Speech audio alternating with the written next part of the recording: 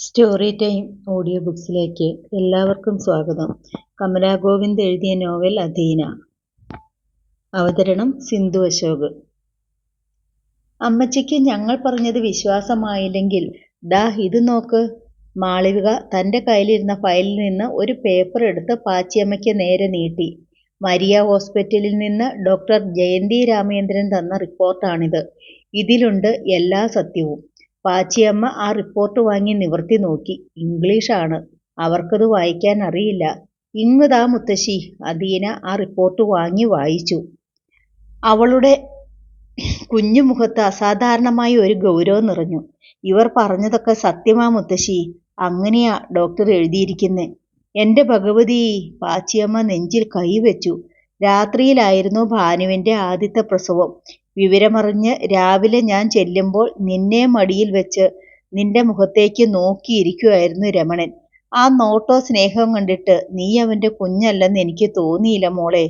അധീന അമ്പരപ്പോടെ നാലുപാടും നോക്കി.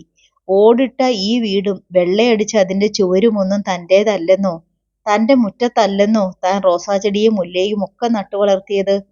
ഈ നിൽക്കുന്ന മുത്തശ്ശി തൻ്റെ യഥാർത്ഥ മുത്തശ്ശിയല്ലേ? തൻ്റെ പാവാടത്തുമ്പിൽ നിന്ന് പിടിവിടാതെ നിൽക്കുന്ന ആര്യയെയും ആമിയെയും അവൾ നോക്കി. ഇവർ തൻ്റെ കൂടപ്പിറപ്പുകളല്ലേ? ഇച്ചേച്ചി. ആമി മെല്ലെ വിളിച്ചു. പൊന്നുകുട്ടി. അധീന അവളെ വാരിയെടുത്ത് ഉമ്മ വെച്ചു. ഇച്ചേച്ചിയുടെ ചക്കരെ. നമ്മൾ എവിടെ പോവാ ഇച്ചേച്ചി? ആര്യ ചോദിച്ചു. നമ്മൾ ഇനിയും ഇവിടല്ലേ ഇച്ചേച്ചി താമസിക്കുന്നത്? മോളെ, കുട്ടിയെ താഴെ നിർത്തൂ. രാജരാജേശ്വരി അധീനയുടെ അടുത്തെത്തി. എന്നിട്ട് പറഞ്ഞു, നമുക്ക് പോകാം. തമ്പുരാട്ടി എന്താ ഈ പറയുന്നേ? ഒരു പേപ്പർ കാണിച്ചിട്ട് കൊച്ചിനെ കൊണ്ടുപോകാൻ നോക്കിയാലോ? നടക്കത്തില്ല. ഞങ്ങൾ സമ്മതിക്കത്തില്ല. ഓട്ടോറിക്ഷയുമായി തിരിച്ചു വന്നു നിന്ന് രംഗം വീക്ഷിച്ച സുധാകരനും ദാസപ്പനും മുന്നോട്ട് വന്നു. ഇതിനൊക്കെ ഇവിടെ പോലീസും നിയമവും ഉണ്ട്. രാജരാജേശ്വരി കുലുങ്ങിയില്ല. എങ്കിൽ ഞാൻ തന്നെ പോലീസിനെ വിളിക്കാം, അവർ പറഞ്ഞു. മാളവിക ഉടൻ തന്നെ മൊബൈലെടുത്ത് സ്ഥലത്തെ പോലീസ് സ്റ്റേഷനുമായി ബന്ധപ്പെട്ടു. 5 മിനിറ്റിനുള്ളിൽ ഒരു പോലീസ് വാഹനം ബെൻസുകാരന് മുന്നിൽ വന്നു നിന്നു. എന്താ തമ്പുരാട്ടി പ്രശ്നം? വണ്ടിയിൽ നിന്നിറങ്ങി SI രാജീവ് ചോദിച്ചു. കുട്ടിയെ വിട്ടു കിട്ടിയില്ലേ? ഞാനെന്തോ തട്ടിപ്പുമായി വന്ന പോലെയാണ് രാജീവ് ഇവര് സംസാരിക്കുന്നത്, രാജരാജേശ്വരി പറഞ്ഞു. തട്ടിപ്പോ? പാച്ചിയമ്മയും സുധാകരനും ദാസപ്പനും നിൽക്കുന്നിടത്തേക്ക് SI വന്നു. ഈ തമ്പുരാട്ടി തട്ടിപ്പുകാരിയൊന്നും അല്ല അമ്മച്ചി. ചെമ്പൂർ കോവിലകത്തെ രാജാവ് ഗിരിധരവർമ്മ തമ്പുരാന്റെ ഭാര്യയാ. DGP വിളിച്ചു പറഞ്ഞിട്ടാ ഇവർ രാവിലെ സ്റ്റേഷനിലെത്തിയത്. ഇവർ കൊണ്ടുവന്ന എല്ലാ പേപ്പറും ഞങ്ങൾ നോക്കി. രേഖകളെല്ലാം കറക്റ്റാ. മാത്രമല്ല ഞങ്ങൾ മരിയ ഹോസ്പിറ്റലിൽ പോവുകയും ചെയ്തു. തമ്പുരാട്ടിയുടെ മകൾ ആരുഷിയുടെ ഇരട്ട കുട്ടികളിൽ ഒന്നിനെ രമണനും ഭാര്യയും ഏറ്റെടുത്ത സാഹചര്യം ഡോക്ടർ ജയന്തി രാമചന്ദ്രൻ ഞങ്ങൾക്ക് വിശദീകരിച്ചു തന്നു. എല്ലാം ബോധ്യപ്പെട്ട ശേഷമാണ് ഇവരെ ഇങ്ങോട്ട് വിട്ടത്.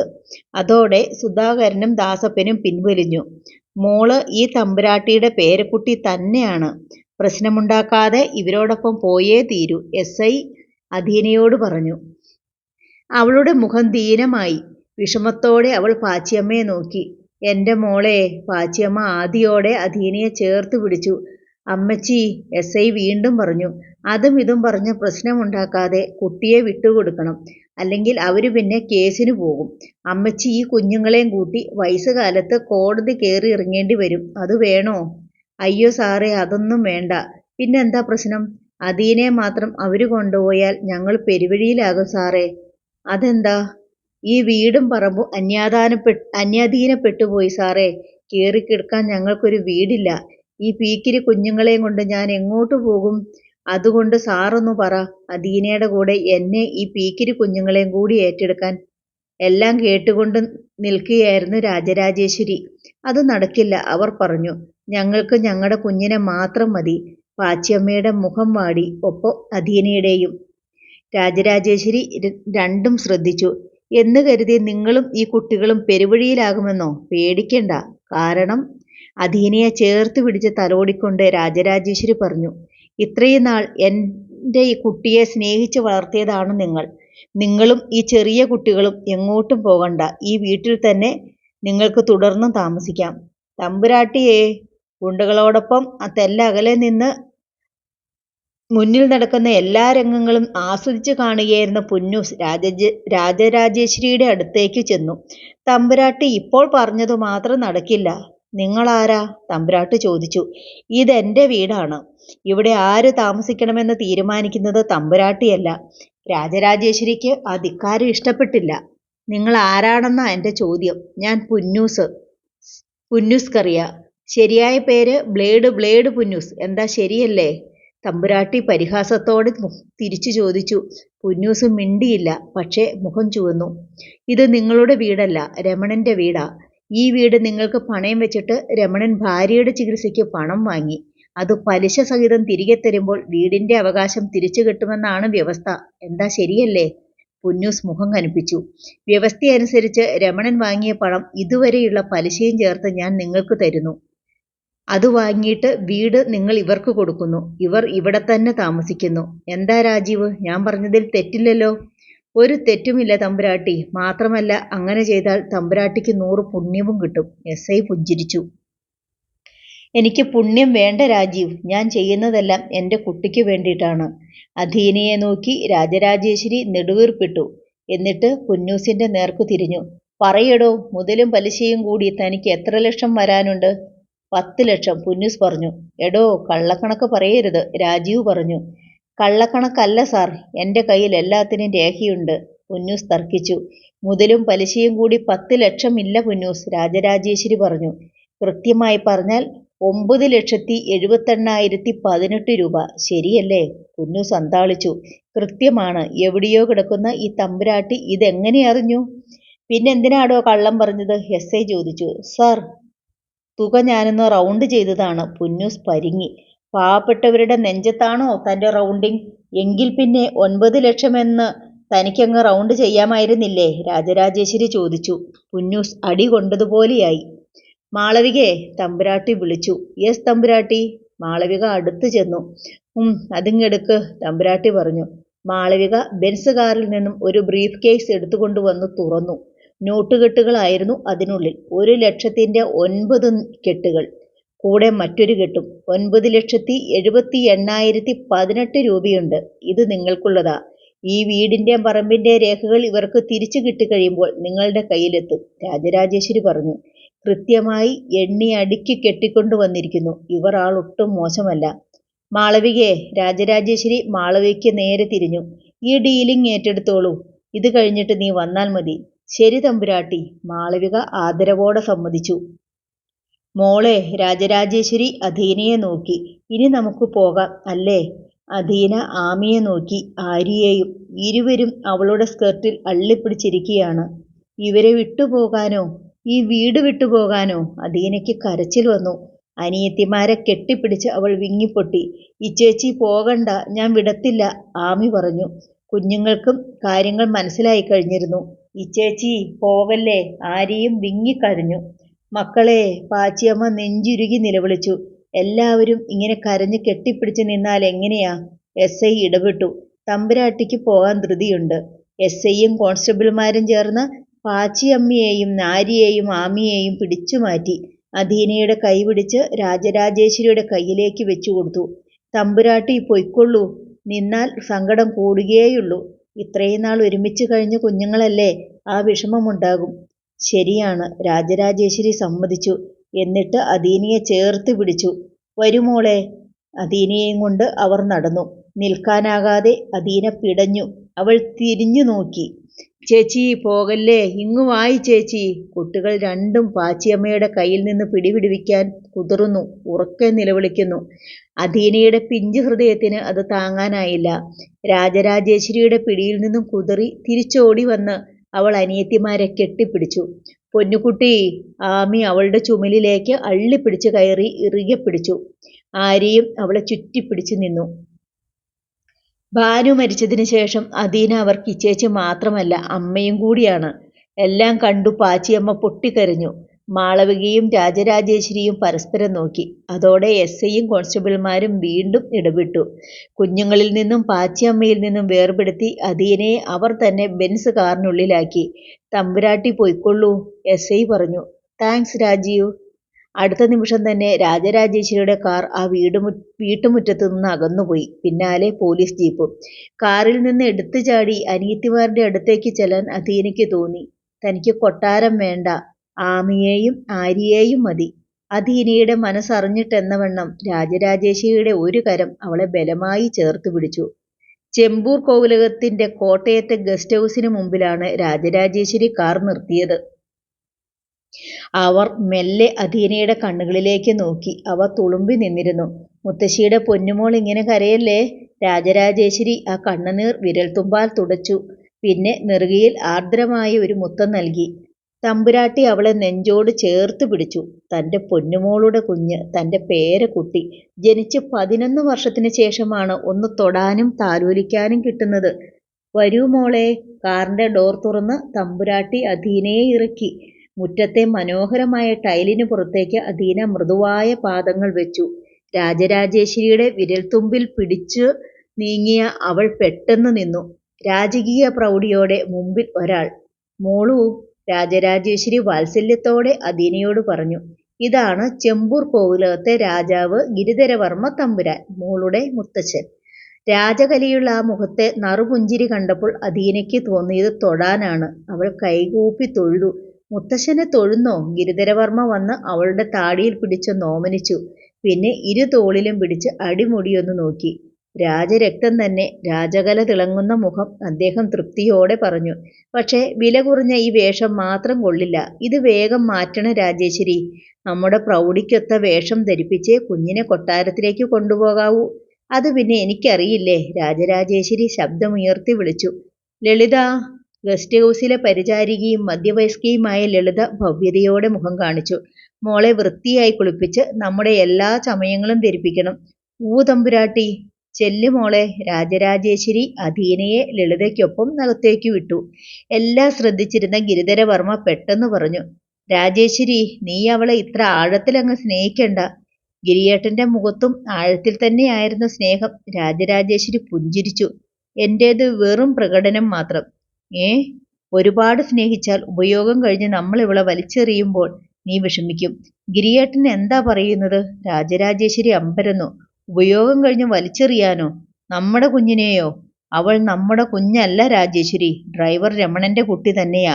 ആരുഷിയുടെ മകളാണെന്ന രേഖകൾ മുഴുവൻ വ്യാജം, കൃത്രിമം. അയാൾ ചിരിച്ചു. രാജരാജേശ്വരിക്ക് ഒന്നും മനസ്സിലായില്ല. എന്താ ഗിരിയേട്ടാ ഈ പറയുന്നേ? എന്റെ കയ്യിൽ തന്നുവിട്ട രേഖകളെല്ലാം വ്യാജമാണെന്നോ? ആ കുട്ടി നമ്മുടെ കൊച്ചുമകളല്ലെന്നോ? രാജരാജേശ്വരി ചോദിച്ചു. അതെ, ഗിരിധരവർമ്മ പറഞ്ഞു. എന്തിനു ഗിരിയേട്ടൻ ആ വ്യാജരേഖകൾ ഉണ്ടാക്കി? എന്നോടത് എന്തുകൊണ്ട് പറഞ്ഞില്ല? രാജരാജേശ്വരിയുടെ സ്വരത്തിൽ ഇഷ്ടക്കേട് പ്രകടമായി. നിനക്ക് അഭിനയിക്കാൻ അറിയില്ല രാജേശ്വരി. ഞാൻ തന്നത് വ്യാജരേഖയാണെന്ന് മുമ്പേ അറിഞ്ഞാൽ ആ വീട്ടിൽ ചെല്ലുമ്പോൾ നിന്റെ മുഖത്ത് അത് എഴുതി വെച്ചിരിക്കും. അതോടെ എല്ലാം പൊളിയും. പോലീസിന്റെയും ആ വീട്ടുകാരുടെയും മുമ്പിൽ നീ പരുങ്ങും. ഗിരിധരവർമ്മ ചിരിച്ചു. രേഖ സത്യമാണെന്ന വിശ്വാസത്തിൽ പോയതുകൊണ്ടല്ലേ നിന്റെ വാക്കുകൾക്കും പ്രവൃത്തികൾക്കും അവിടെ ശക്തിയുണ്ടായത്? അതുകൊണ്ടല്ലേ നമുക്ക് കുട്ടിയെ കിട്ടിയതും? എന്തായാലും നമ്മുടെ ആവശ്യം നടന്നല്ലോ. രാജരാജേശ്വരി മിണ്ടിയില്ല. രാജേശ്വരി, നീ വിഷമിക്കേണ്ട. ഞാൻ എന്തെങ്കിലും ചെയ്തിട്ടുണ്ടെങ്കിൽ അത് നമ്മുടെ മോൾ ആരുഷിക്ക് വേണ്ടിയാണ്. രാജരാജേശ്വരി തെല്ലയഞ്ഞു.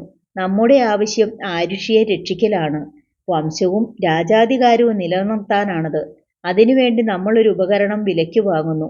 ഉപയോഗം കഴിഞ്ഞാൽ അത് കുപ്പയിലേക്ക് വലിച്ചെറിയുന്നു. അങ്ങനെ കരുതിയാൽ മതി. അധീന എന്ന കുട്ടി നമുക്ക് ആ ഉപകരണം മാത്രം. മനസ്സിലായോ? അപ്പോൾ രാജരാജേശ്വരിയുടെ മിഴികൾ തെല്ലു കുറുകി. എന്താ? ഗിരിധരവർമ്മ മുഖമുയർത്തി. ഇവൾ രമണന്റെ കുട്ടി തന്നെയാണെന്ന് തീർച്ചയാണല്ലോ. ഹോസ്പിറ്റൽ രേഖകൾ അതാണ് പറയുന്നത്. അപ്പോൾ പിന്നെ ആരുഷിയുടെ കുഞ്ഞ് അൽക്കയ്ക്കെങ്ങനെ ഈ കുട്ടിയുടെ മുഖച്ഛായ വന്നു? ഗിരിധരവർമ്മയുടെ മുഖം കടുത്തു. 2 കുട്ടികളുടെ അച്ഛൻ ഒരാളായതുകൊണ്ട്, 2 കുട്ടികളും ഇരട്ടപ്പിറവുകളായതുകൊണ്ട്. എന്താ ഗിരിയേട്ടാ അത്? തെളിച്ചു പറയൂ. എനിക്കൊന്നും മനസ്സിലാകുന്നില്ല. സിറ്റൗട്ടിലെ മിനുസമുള്ള തറയിൽ ഒന്നമർത്തി ചവിട്ടിക്കൊണ്ട് ഗിരിധരവർമ്മ പറഞ്ഞു.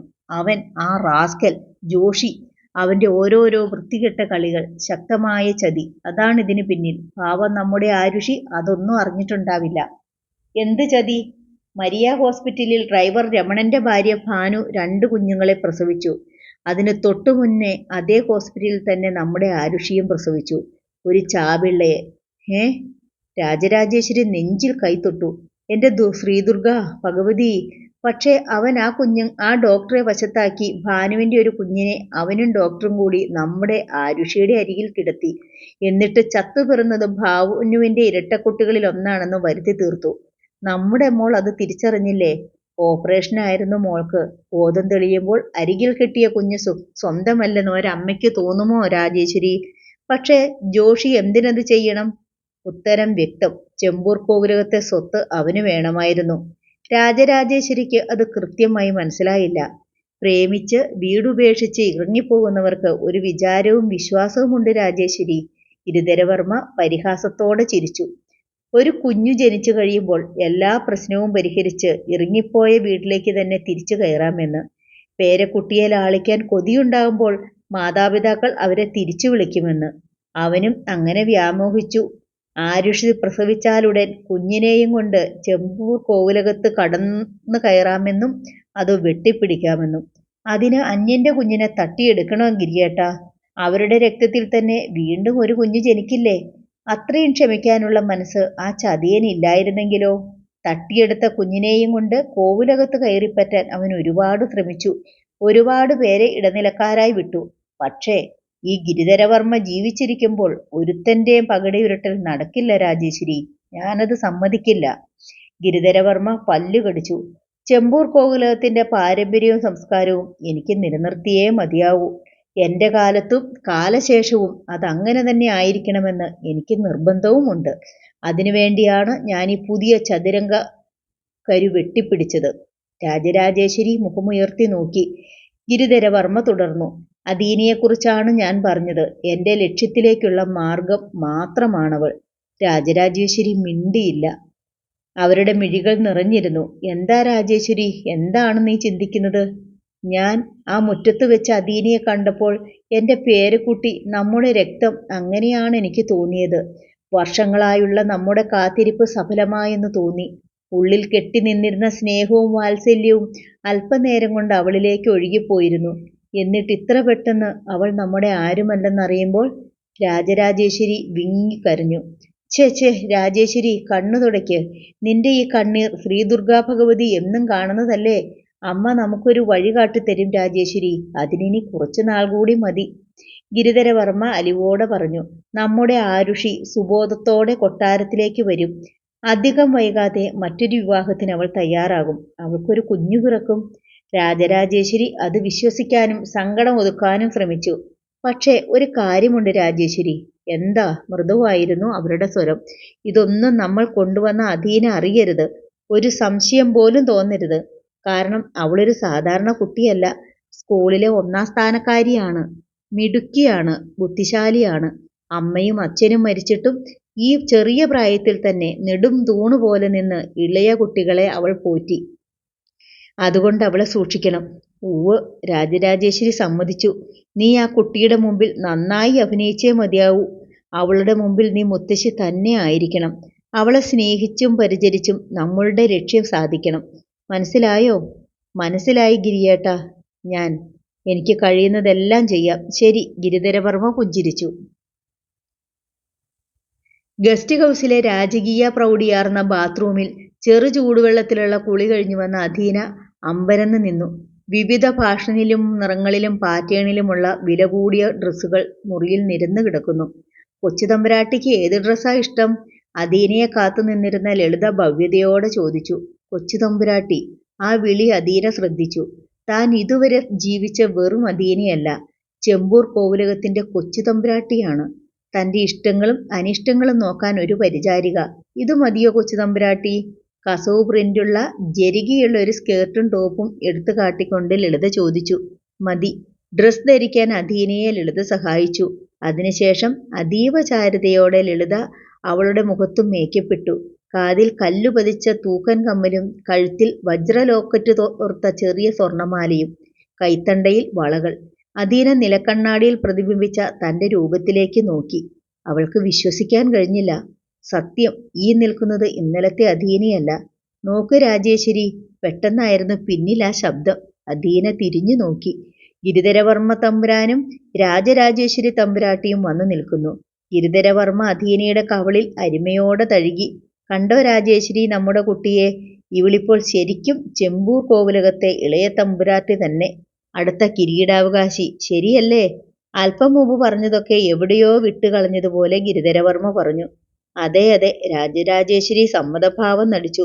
പക്ഷേ കുറച്ചു മുമ്പ് വർമ്മ പറഞ്ഞതെല്ലാം ഉള്ളിലുണ്ടായിരുന്നതിനാൽ അവർക്കല്പം വീർപ്പുമുട്ടൽ തോന്നി. മോൾക്ക് സന്തോഷമായില്ലേ?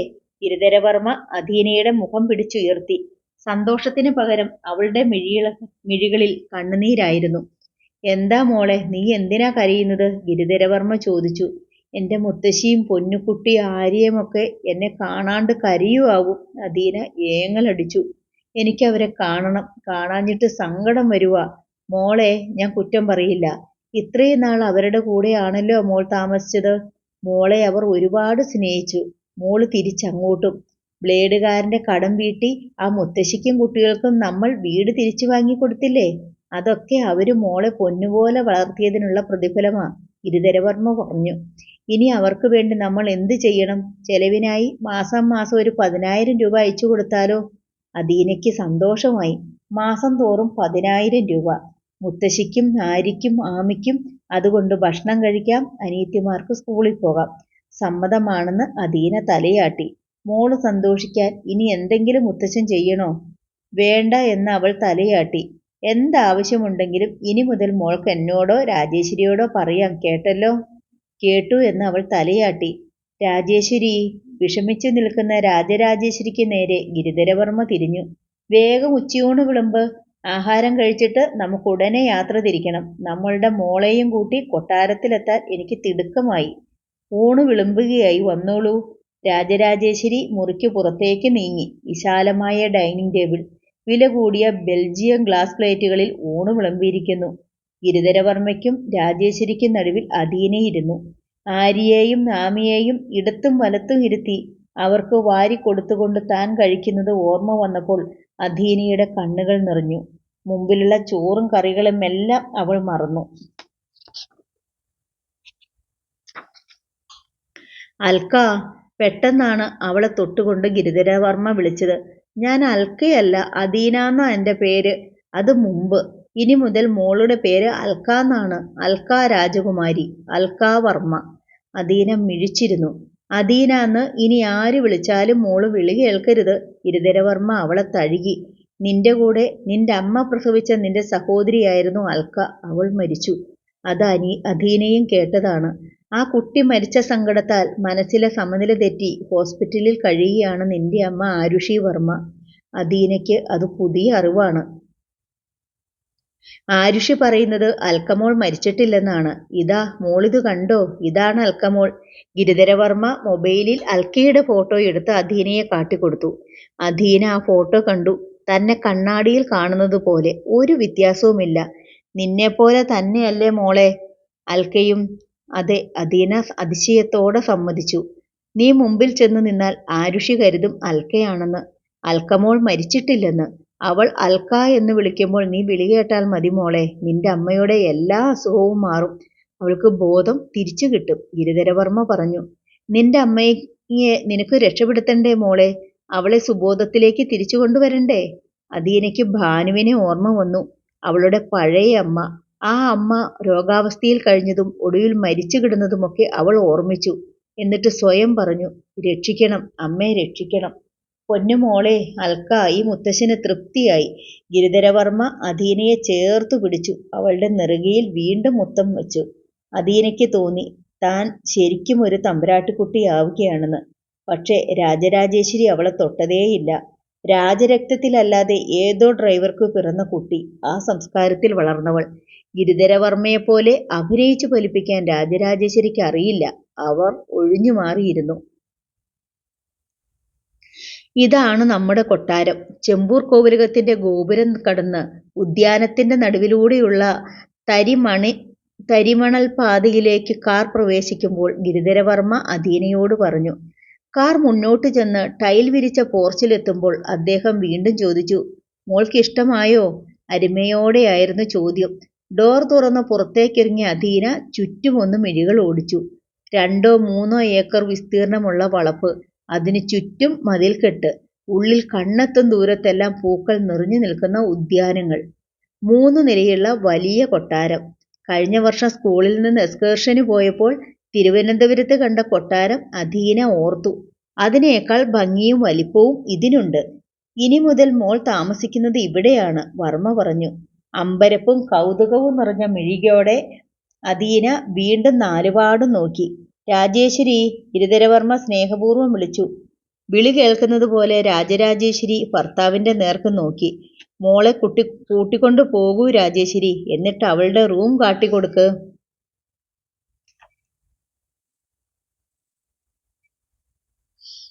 ശരി, രാജരാജേശ്വരി സമ്മതിച്ചു. വരൂ മോളെ. അധീനയെ നോക്കി അങ്ങനെ പറഞ്ഞിട്ട് അവർ സ്റ്റെയർകേസിന്റെ അരികിലേക്ക് നീങ്ങി. ഭാര്യയുടെ ആ പോക്ക് ഗിരിധരവർമ്മ ശ്രദ്ധിച്ചു. രാജേശ്വരി, അദ്ദേഹം വിളിച്ചു. അവർ നിന്നു. ഞാൻ പറഞ്ഞതെല്ലാം ഓർമ്മയുണ്ടല്ലോ? ഉവ്വ്. രാജരാജേശ്വരി അത് ഓർമ്മ വന്നതുപോലെ പറഞ്ഞു. നീ തന്നെ അവളെ നോക്കണം. ഉവ്വ് ഗിരിയേട്ടാ, രാജരാജേശ്വരി സമ്മതിച്ചു. ഗിരിധരവർമ്മ കാൺകെ അധീനയുടെ തോളിൽ കൈയിട്ട് ചേർത്ത് പിടിച്ചുകൊണ്ട് രാജരാജേശ്വരി സ്റ്റെയർകേസ് കയറി. തേക്കിൽ തീർത്ത് പോളിഷ് ചെയ്ത് മിനുസപ്പെടുത്തിയ പടിക്കെട്ടുകൾ. ഓരോ പടി കയറുമ്പോഴും ഹാൻഡ് റെയിലുകളിൽ അധീന തന്റെ മുഖം കണ്ടു. ഇതുവരെ ഇല്ലാതിരുന്ന ആഹ്ലാദവും പ്രൗഢിയും അവളുടെ കുഞ്ഞു മനസ്സിലേക്ക് ഓടിയെത്തി. ഇതെല്ലാം തന്റേതാണ്, തന്റെ സ്വന്തമാണ്. മുകൾ നിലയിലെത്തി ഒരു മുറി തുറന്നുകൊണ്ട് രാജരാജേശ്വരി പറഞ്ഞു. ഇതാണ് മോളുടെ റൂം. അധീന മുറിയിലേക്ക് കയറി. താൻ താമസിച്ചിരുന്ന വീടിന്റെ മൊത്തം വലിപ്പത്തേക്കാൾ കൂടുതലുണ്ട് ഈ മുറിയുടെ മാത്രം വലിപ്പം. ടിവിയിൽ പുരാണ സീരിയൽ കണ്ടത് അവൾ ഓർത്തു. ഭിത്തിയിലും കസേരകളിലും ബെഡിലുമൊക്കെ അതുപോലെയുള്ള അലങ്കാരങ്ങൾ. മുറിക്കുള്ളിൽ നിന്ന് അകത്തേക്ക് മറ്റൊരു ഡോർ തുറന്നുകൊണ്ട് രാജരാജേശ്വരി പറഞ്ഞു. ഇത് ഡ്രസ്സിംഗ് റൂമാണ്. മോൾക്കുള്ള വിവിധ തരം ഡ്രസ്സുകൾ ഇതിലുണ്ട്. ഇഷ്ടപ്പെട്ടവ ധരിക്കാം. അപ്പുറത്ത് ബാത്റൂമുണ്ട്. ദേഹം കഴുകി ഡ്രസ് മാറ്റണമെങ്കിൽ ആവാം. മോൾക്ക് ഹെൽപ്പിനായി രാഗിണിയെ ഇങ്ങോട്ട് വിടാം. ഓക്കേ. അധീന വെറുതെ തലയാട്ടി. രാജരാജേശ്വരി പുറത്തേക്ക് നീങ്ങി. വരാന്തയിൽ രാജരാജേശ്വരിയെ കാത്ത് ഗിരിധരവർമ്മ നിൽക്കുന്നുണ്ടായിരുന്നു. സ്നേഹാർദ്രമായി അദ്ദേഹം അവരെ വിളിച്ചു. അവർ ആ മുഖത്തേക്ക് നോക്കി. നിനക്ക് അഭിനയിക്കാൻ അറിയില്ലെന്ന് ഞാൻ പറഞ്ഞത് എത്ര സത്യമാണ്? രാജരാജേശ്വരി മിണ്ടിയില്ല. അധീന ഡ്രൈവർ രമണന്റെ കുട്ടിയാണെന്ന് പറഞ്ഞപ്പോൾ മുതൽ ഞാൻ ശ്രദ്ധിക്കുക നിന്റെ മുഖത്തെ വാട്ടം, ആ കുട്ടിയോടുള്ള അകൽച്ചയും. ശരിയാണ് ഗിരിയേട്ടാ, രാജരാജേശ്വരി സമ്മതിച്ചു. എനിക്ക് അഭിനയിക്കാൻ അറിയില്ല, ഒട്ടും അറിയില്ല, ഞാൻ സമ്മതിക്കുന്നു. പക്ഷേ ഇവിടെ വേണ്ടത് നിന്റെ ഈ കുറ്റസമ്മതമല്ല രാജേശ്വരി. നീ സമചിത്തത പാലിക്കണം. എല്ലാം നന്നായി വരുമെന്ന ആത്മവിശ്വാസം നിനക്ക് വേണം. എനിക്കറിയാം ഗിരിയേട്ടാ. നിന്റെ ഈ വെറും സമ്മതം പോരടോ. എന്നുവെച്ചാൽ നമ്മൾ കൊണ്ടുവന്ന കുട്ടി നമ്മുടെ മാത്രം സ്വന്തമാണെന്ന് കരുതണം. അല്ലെന്ന സംശയം നമ്മുടെ പെരുമാറ്റത്തിലും ആ കുട്ടിയുടെ ഉള്ളിലുമുണ്ടായാൽ അതോടെ എല്ലാ പ്ലാനും തെറ്റും, നമ്മുടെ പദ്ധതി പൊളിയും. രാജരാജേശ്വരിയുടെ മുഖത്ത് അബദ്ധം നെളിച്ചു. പിന്നെ സംഭവിക്കുന്നത് എന്താണെന്നറിയാമോ രാജേശ്വരി? നമ്മൾ ഈ കൊട്ടാരത്തിന്റെ പടിയിറങ്ങേണ്ടി വരും. പകരം തൃപ്പൂർ കൊട്ടാരത്തിൽ നിന്ന് ജ്യേഷ്ഠത്തി പാർവതിയും മകൾ അശ്വതിയും കൊച്ചുമകൻ ജിതേന്ദ്രനും ഇവിടെ എത്തും. അവർ രാജപദവിയിൽ വാഴും. എന്റെ ശ്രീദുർഗയെ, രാജരാജേശ്വരി നെഞ്ചിൽ കൈത്തലം ചേർത്ത് വിളിച്ചു. അഹിതമൊന്നും സംഭവിക്കരുതേ. ഒന്നും സംഭവിക്കില്ല രാജേശ്വരി. നിനക്ക് അല്പം കൂടി കരുതലുണ്ടായാൽ മതി. ശരി ഗിരിയേട്ടാ. രാജരാജേശ്വരിയുടെ മുഖത്ത് ദൃഢമായൊരു ഭാവം നെളിച്ചു. ഈ നിമിഷം മുതൽ അധീനയോട് അകൽച്ച കാട്ടാതിരിക്കാൻ ഞാൻ ശ്രമിക്കാം. അവൾ അൽക്കമോളാണെന്നും നമ്മുടെ ആരുഷിയുടെ രക്തമാണെന്നും ഞാൻ കരുതിക്കോളാം. നല്ലത് രാജേശ്വരി. ഗിരിധരവർമ്മ പറഞ്ഞു നിർത്തിയതേയുള്ളൂ. അപ്പോഴേക്കും താഴെ മുറ്റത്ത് ഒരു കാർ വന്നു നിന്നു. ഗിരിധരവർമ്മയും രാജരാജേശ്വരിയും താഴേക്ക് നോക്കി. ഇരുവരുടെയും ഉള്ളൊന്നു പിടഞ്ഞു. കാറിൽ പാർവതി തമ്പുരാട്ടിയും മകൾ അശ്വതി വർമ്മയും. വരൂ രാജേശ്വരി, നമുക്ക് താഴേക്ക് ചെല്ലാം, ഗിരിധരവർമ്മ തിടുക്കത്തിൽ പറഞ്ഞു. സ്വീകരണം വരവണ്ണം തെറ്റിയാൽ അറിയാമല്ലോ ജ്യേഷ്ഠത്തിയുടെ സ്വഭാവം. രാജരാജേശ്വരിക്ക് അതറിയാം. അവർ തിടുക്കത്തിൽ വർമ്മയ്ക്കൊപ്പം താഴെയുള്ള സ്റ്റെപ്പിറങ്ങി. ഇരുവരും താഴെ എത്തുമ്പോൾ പാർവതി തമ്പുരാട്ടിയും അശ്വതിയും കാറിൽ നിന്നിറങ്ങി ഹാളിലേക്ക് കയറിക്കഴിഞ്ഞിരുന്നു. താഴെ ആരെയും കാണാഞ്ഞിട്ട് ഞാൻ കരുതി നിങ്ങൾ കോട്ടയത്ത് പോയിട്ട് വന്നിട്ടുണ്ടാവില്ലെന്ന്. പാർവതി തമ്പുരാട്ടിയുടെ മുഖം കടുത്തു. കാർ വന്നു നിന്നപ്പോഴേ സ്വീകരിക്കാത്തതിന്റെ പരിഭവം അത് മനസ്സിലാക്കിയ രാജരാജേശ്വരി പുഞ്ചിരിച്ചു. കാറിന്റെ ശബ്ദം കേട്ടപ്പോഴേ ഗിരിയേട്ടനെ ഞാൻ ഓടി വരികയായിരുന്നു ജ്യേഷ്ഠത്തി. ഓ, പാർവതി തമ്പുരാട്ടിയുടെ മുഖം തെളിഞ്ഞു. ഭർത്താവ് മോഹനവർമ്മ തീപ്പെട്ടെങ്കിലും പാർവതി തമ്പുരാട്ടി ഇന്നും മൂത്തരാജ്ഞിയുടെ അധികാരഗർവിൽ തന്നെയാണ്. അല്പം നിറം കുറഞ്ഞതെങ്കിലും തനിപ്പട്ടിന്റെ വസ്ത്രങ്ങളെ ധരിക്കൂ. കഴുത്തിലും കാതിലും കൈത്തണ്ടിയിലും ആവശ്യത്തിലധികം ആഭരണങ്ങളും ധരിക്കും. അശ്വതിയും കൂടുതലായി ധരിക്കുന്നത് പട്ടുവസ്ത്രങ്ങളാണ്. പക്ഷെ ആഭരണങ്ങൾ മിതമായി ഇടൂ. മോഹനവർമ്മയുടെ അതേ മുഖഛായയാണ് അവൾക്ക്. ആരുഷിയെപ്പോലെ സുന്ദരിയുമാണ്. എന്തേ ജിത്തു വന്നില്ലേ? രാജരാജേശ്വരി അശ്വതിയെ ചേർത്ത് പിടിച്ചുകൊണ്ട് ചോദിച്ചു. അവൻ കോളേജിൽ നിന്ന് വീക്കെൻഡിലേ വരൂ. മരിച്ചുപോയെന്നും വെച്ച് നമ്മളൊക്കെ കരുതിയ അൽക്കമോൾ ജീവനോടെയുണ്ടെന്നും അവളെ തിരിച്ചു കിട്ടിയെന്നും ഇളയച്ചൻ വിളിച്ചു പറഞ്ഞപ്പോൾ ഓടിപ്പോരുകയായിരുന്നു ഞങ്ങൾ. അശ്വതി ഉത്സാഹത്തോടെ പറഞ്ഞു. അതെ രാജേശ്വരി, ഞങ്ങൾ ഓടി വരികയായിരുന്നു. അൽക്കമോൾ എവിടെ? കാണാൻ ഞങ്ങൾക്ക് കൊതിയായി. പാർവതി തമ്പുരാട്ടിയുടെ മുഖത്ത് സ്നേഹം തിളങ്ങി. ഞാൻ വിളിക്കാം ജ്യേഷ്ഠത്തി, രാജരാജേശ്വരി പറഞ്ഞു. എന്തിന്? നമുക്ക് മോളുടെ മുറിയിലേക്ക് ചെന്ന് കാണാം, അല്ലേ അശ്വതി? പാർവതി പറഞ്ഞു. ഉവ്വമ്മേ, നമുക്ക് അങ്ങോട്ട് പോകാം. അശ്വതി സമ്മതിച്ചു. എങ്കിൽ വരൂ. പ്രൗഢി ഒട്ടും കുറയാതെ പാർവതി തമ്പുരാട്ടി തന്നെ മുമ്പേ നീങ്ങി. പിന്നാലെ അശ്വതിയും. അവർക്കു പിന്നിൽ നീങ്ങുമ്പോൾ ശബ്ദം താഴ്ത്തി ഗിരിധർ വർമ്മ രാജരാജേശ്വരിയോട് പിറുപിറുത്തു. കണ്ടോ അഭിനയിക്കുന്നത് എങ്ങനെയാണെന്ന്? 4 പേരും മുകൾ നിലയിലെ ഹാളിലെത്തി. രാഗിണി, രാജരാജേശ്വരി ഉറക്കെ വിളിച്ചു. അധീനയുടെ റൂമിൽ നിന്ന് തിടുക്കത്തിൽ രാഗിണി ഇറങ്ങി വന്നു. കൊച്ചു തമ്പുരാട്ടി കുളിച്ചിട്ട് ഡ്രസ്സ് ധരിച്ച് കഴിഞ്ഞു തമ്പുരാട്ടി. എങ്കിൽ വിളിക്ക്. ജ്യേഷ്ഠത്തിയും അശ്വതിയും കുട്ടിയെ കാണാൻ വന്നിട്ടുണ്ടെന്ന് പറയൂ. ഉവ്വ തമ്പുരാട്ടി. രാഗിണി വന്ന വേഗത്തിൽ തന്നെ തിരിച്ചുപോയി. ഹാളിലെ വെൽവെറ്റ് പൊതിഞ്ഞ സെറ്റുകളും കസേരകളും ചൂണ്ടി ഗിരിധരവർമ്മ പറഞ്ഞു. ജ്യേഷ്ഠത്തി ഇരിക്ക്, അൽക്കമോൾ ഇപ്പോൾ എത്തും. ശരി. പാർവതി തമ്പുരാട്ടി ഇരുന്നത് പക്ഷെ സെറ്റിയിലല്ല, ഊഞ്ഞാൽ കട്ടിലിലാണ്. ഒരു രാജ്ഞിയുടെ മട്ടിൽ തന്നെയായിരുന്നു ആ ഇരിപ്പ്. ഇതാ തമ്പുരാട്ടി. രാഗിണി എത്തി. ഒപ്പം അധീനയും ഉണ്ടായിരുന്നു. ഇതാണ് അൽക്ക രാജകുമാരി, രാഗിണി പറഞ്ഞു. പാർവതി തമ്പുരാട്ടിയുടെ തീഷ്ണമായ മിഴികൾ അധീനയെ അടിമുടിയൊന്നു നോക്കി. വില കൂടിയ പട്ടുകൊണ്ടുള്ള മിടിയും ടോപ്പുമാണ് വേഷം. കാതിലും കഴുത്തിലും കൈത്തണ്ടയിലും കല്ലുപതിച്ച ആഭരണങ്ങൾ. എന്നാൽ അവയെയെല്ലാം വെല്ലുന്നതായിരുന്നു ആ കുഞ്ഞു ശരീരത്തിന്റെ സ്വർണ്ണ നിറം. നീ ഇങ്ങ് വന്നേ. പാർവതി തമ്പുരാട്ടി അധീനയുടെ നേർക്ക് കൈ കാട്ടി വിളിച്ചു. അധീന ആട്ടുകട്ടിലിനരികിലേക്ക് ചെന്നു. നീ എന്റെ ആരുഷിമോളുടെ കുട്ടി തന്നെ. പാർവതി തമ്പുരാട്ടി അവളുടെ മുഖം കൈക്കുണ്ടന്നയിലെടുത്തു. ചെമ്പൂർ കൊട്ടാരത്തിന്റെ രക്തം. അവരുടെ മുഖം പ്രകാശിച്ചു. ശരിയാണമ്മേ. അശ്വതിയും അമ്മയുടെ വാക്കുകളെ അംഗീകരിച്ചു. ഞാൻ നിന്റെ വലിയമ്മയാണ് കേട്ടോ. അധീനയുടെ മുഖം താലോലിച്ചുകൊണ്ട് പാർവതി തമ്പുരാട്ടി പറഞ്ഞു. ഈ ചെമ്പൂർ കൊട്ടാരത്തിന്റെ ഭാവി ഇനി നിന്നിലാണ് മോളെ. ഗിരിധറിന് ശേഷം നീയാണിതിന്റെ അവകാശി, കേട്ടല്ലോ. അധീന ചെറുതായൊന്ന് ചിരിച്ചു. പാർവതി തമ്പുരാട്ടി അവളുടെ മുഖം ഒന്നുകൂടി അടുപ്പിച്ചു. അധീനയുടെ കവിളിലും നെറുകയിലും അവർ ഉമ്മ വെച്ചു. തുടരും.